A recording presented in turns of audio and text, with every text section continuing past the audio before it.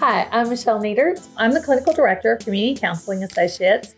And before that, I developed a crisis intervention program for one of the bigger school districts here in the Dallas area. I also am an author. I've written a devotional for girls that integrates faith and mental health. And I have a book actually coming out this month called Make Up Your Mind about how to overcome negative emotions using biblical mindsets.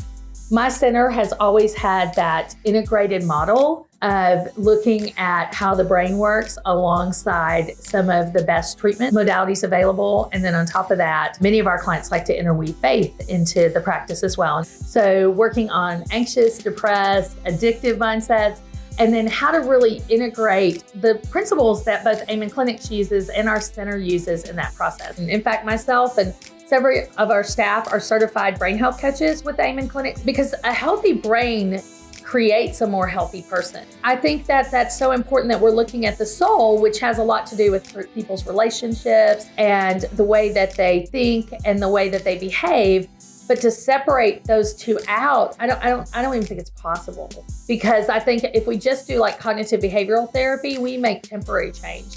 But a lot of times if we do that and we combine that with that brain health component and their body's changing, they're moving, they're looking at their nutrition and that holistic health perspective.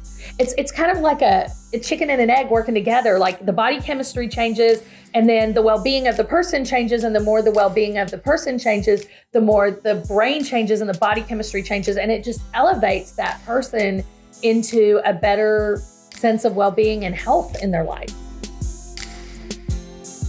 We live in a culture where we hear all these things about side effects as drugs. I'm a parent myself. I've got an 11 and a 14-year-old.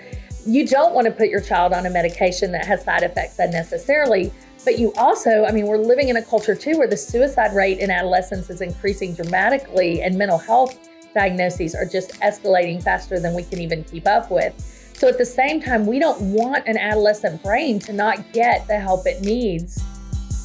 A lot of times parents will tell us, I want to go the holistic route. I tell them, if you want to not take medicine and you want to try like meditation and breathing and supplementation, then there's got to be consistency in those practices. And I think sometimes that's hard because the kid wants an easier answer and there's not buy-in to the change.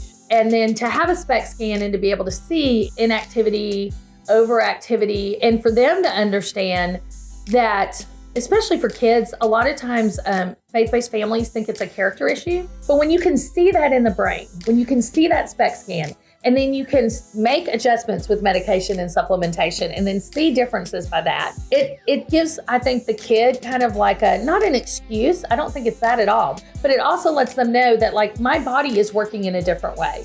And it helps them realize that they have to work with their body and focus on their body. And that's why I think this partnership is so perfect.